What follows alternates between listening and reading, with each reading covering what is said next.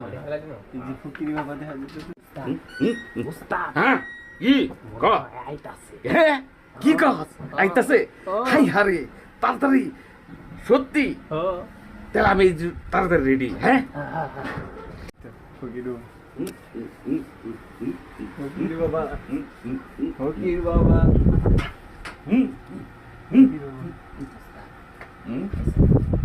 কেডা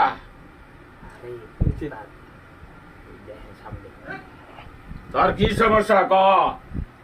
আমার তো সমস্যা, আমি যা ধরি তাই গায়েব হয়ে যায়। কি কস? তাহলে তো তোর বহুত বড় সমস্যা। এই সমস্যা দূর করতে হইলে তোর বহুত কিছু করতে হইবে। কি করতে হইব আমার? একটা কাম কর, আমি বুদ্ধি পাকায় দেই।